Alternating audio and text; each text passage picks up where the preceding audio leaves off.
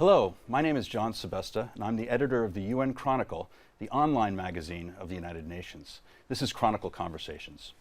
I'm very pleased to welcome for today's conversation Jean-Claude Guédon. He is the now retired professor of comparative literature at the University of Montreal, or l'Université de Montréal, and a leading proponent of open access research and publishing. And welcome, Professor Guédon. Thank you. So tomorrow is a big conference here. It's the first conference convened by the United Nations on open science. It's the United Nations Open Science Conference, and tomorrow being 19 November of 2019, and it's organized with the Dag Hammarskjöld Library in cooperation with the Scholarly Publishing and Academic Resources Coalition, known as SPARC. The theme of the conference is towards global open science, core enabler of the 2030 Agenda. To begin with, I wonder if you could define the term open science for me and for others who might not understand it so well, and what role does that play in moving towards achievement of the 2030 Agenda? Well, open science is really an extension of open access. The whole battle that started in the 90s about access to scientific literature and access to knowledge in general went on and on and on, and more slowly than many of us were hoping for. But it essentially won a very large victory in extending itself into open science. And open science, to do it quickly, is really looking at science from two different perspectives. On the one hand, you keep in mind the workflow of the scientist or the researcher in general, even in the humanities, going from the lab bench or the library all the way to the publication. And you have all these interesting things in between before you write your paper, and then you publish it and it's evaluated and so on. And in there, now we want to see the whole flow.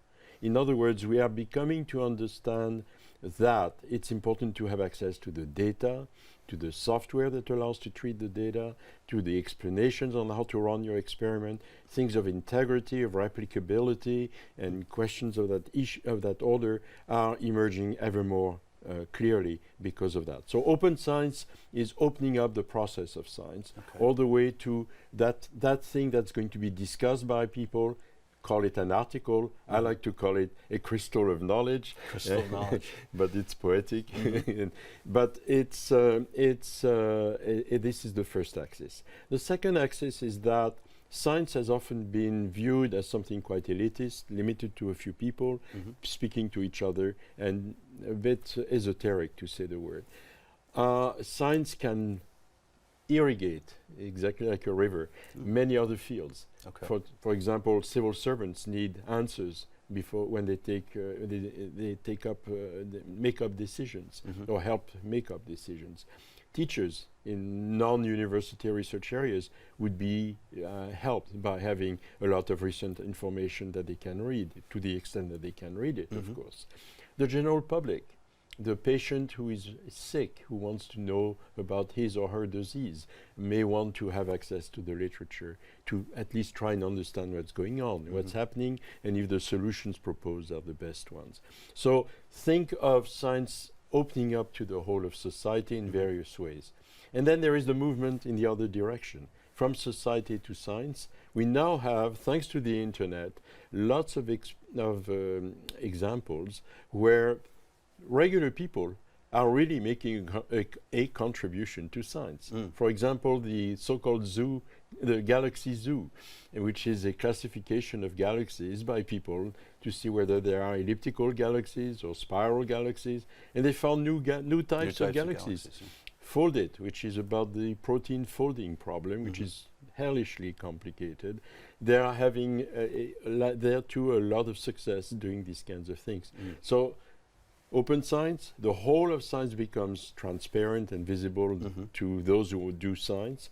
Open science, it goes into the whole of society, and society also finds ways to contribute to with the specialist and alongside. So really science is improved by making it a two-way street. Very much so, improved, as also better, I would say, political life, because if people see what goes on in science, skepticism to scientific results will be at its right place, which is organized skepticism, Right. as Merton, the sociologist, said. You don't want people just saying, this doesn't exist, vaccination doesn't work, the earth is flat. No, that we don't want. But you want people who remain critical to science and do it in a constructive way for that great conversation that science never stops being. And so this can be useful for the 2030 agenda because it's also a very complex set of, it's not one issue, it doesn't cover one problem. No, it absolutely covers a not. vast range of issues. Absolutely. And you really need to be absorbing information from various sources. And there is something very important because we are the UN. That is the whole planet. That's everybody. Science right now, because of its organization, tends to favor and privilege certain kinds of questions by the way the journals work and how they rank themselves and how they prize themselves differentially compared to other journals. This means all sorts of problems tend to be neglected. And people who do science in poorer countries or in poorer institutions have less of a voice. Not because their work is less quality or lesser quality, but because they are not in the sectors which have been privileged by those who are right now commanding and ordering the communication of science. So it really, I think, opens up science to the whole planet. That's interesting. In January 2019, the European Commission, as you know, issued the Future of Scholarly Publishing and Scholarly Communication report of the expert group to the European Commission. It's a mouthful. But you know this well. You were, of course, you served as the chair of the expert group and also as a principal editor of the report. And I looked over this report. It's pretty detail-oriented and it's quite thick. But from your perspective, what do you feel were a few of the most important findings of this report? Perhaps the most important thing, maybe I should take a step back. We're in a world in which all evaluation is done through objects which are controlled by publishers, journals essentially, which are ranked and everything. And the whole difficulty around open access has been how do you conjugate the need to access with what the publishers want in terms of business. You know? So you have and the problem is that they have, in a sense, conflated two different orders of questioning. One is how much market share can we get with our journals for ourselves, and second, how can we also have the same evaluation technique to understand the quality or the value of the research done. So the report at the expert group, we started thinking about what is publishing. And suddenly we realized that the kind of publisher we have is really the heir of the print era publisher. That is, when you, in one place, you had registration, certification, dissemination, and preservation. You know, so the publisher did all that.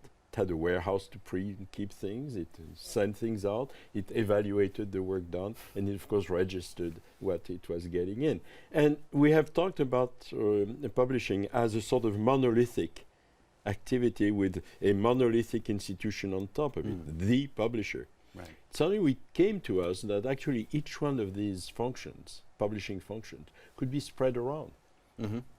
Dissemination could be done by far more than publishers. And the internet, in fact, allows to do that extremely easily. Certification can be done outside of the publishing, can be done by groups of researchers. You're talking about peer review? That's right, that's right. And I won't elaborate on that, but you see the thing. Yes. So that was one of the main thrusts of this report. It was how can we use the possibility of redistributing the functions of publishing in order to solve a number of problems associated with the monolithic present situation of publishing in the scientific world. Now, that means a number of things. New actors come to the surface. And then you say, well, in this system, if you take really a hard-nosed approach to it, you have those who pay and those who receive the money. Now, the publishers receive the money, and those who pay were traditionally the libraries. You know, buying the stuff. In scientific knowledge, since the Second World War, the price of journals has gone so high that very few individuals subscribe to journals, for example. It's become rare now. In the humanities and social sciences, it's a bit different, but in the sciences, it's quite rare nowadays. So You have a system of journals which is there in place, and suddenly you say to yourself, maybe what we could do is have, for example, an inside-out library which collects all the stuff inside an institution and registers that. Oh, one function already done. Okay. Then we have a network of libraries with their universities organizing evaluation teams. Oh, certification has happened. Preservation, libraries know how to do that. Right. And as for dissemination, the internet makes it simple. Just very quickly, you see how you can suddenly think about the whole system very, very differently. Right. And of course, with a much lower cost, you know. Which is key to bringing in the involvement of others, places that have been overlooked, as you said before. That's right. I mean, this is the whole problem presently, is that when you have journals that cost thousands of dollars, a large part of humanity doesn't have access to that. And if you want people to pay up front with the article processing charge, I prefer to call them article prestige charges. Sure. Again, the level, $2,500 to $5,000 and even more dollars per article. Yeah. Very few countries have the means to support this kind of cost. And getting back to what you were saying before about the two-way flow of science, right. Not only can they not afford the journals necessarily, but they also maybe don't have the means to afford contributing to the journals. So that's another part. So what the report is essentially suggesting is that probably at the level of infrastructures, funders who have a lot of money and libraries could get together to organize infrastructural devices for platforms where people could begin to circulate their information. And then traditional publishers might want to invent services on top of that, but at a reasonable rate, and only after the basic and really essential parts of publishing have been taken care of. That's very interesting. So bringing it back to the United Nations level, what do you think the United Nations can do, or the wider international community can do, including the Dag Hammarskjöld Library, which is very involved in a lot of what you're talking about? What can they do to ensure that exchanges of scientific knowledge continue? It seems to me that the United Nations has a natural role in helping, organizing, and I don't know if it could go as far as supporting financially, but at least helping a lot to coordinate the infrastructure of all this. Okay. You know, you need to create platforms which have a regional specificity, say for Latin America or Africa or Southeast Asia and so on. Why? Because in each part of the world, different problems arise, and people need to be recognized for doing that kind of work on these kinds of problems. Right. Think of why there are so many neglected diseases. I mean, these are very important and urgent diseases, and yet people don't work until it's really recognized in the North Atlantic. Sure. You know, we want to have recognition systems that touch the whole world. And the infrastructure for that is by establishing those platforms where people can show their work and be evaluated for the quality of their work and not for the place where they published, you know, Very by the place that they published. And then again, if the publishers want to facilitate this work even further by offering more inventive and interesting services, they're welcome to do that. They'll add the cherry on the pie if you want. But let's build the pie together, and the UN, I think, can do a lot on that. Oh, great. Okay, and it's hard to get anything.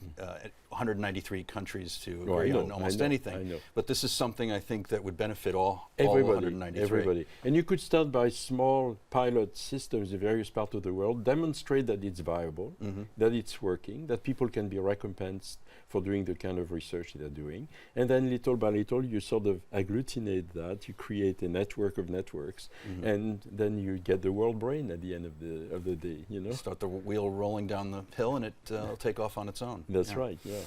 Well, this has been really an interesting conversation. I know speaking with you before the interview, I think we could talk all day about these things. Absolutely. And I encourage people to find your report online, and if I can, I'll try to put it at the end of the interview here, where that can be found as a URL. But this has been really fascinating, and I hope our audience also feels that way.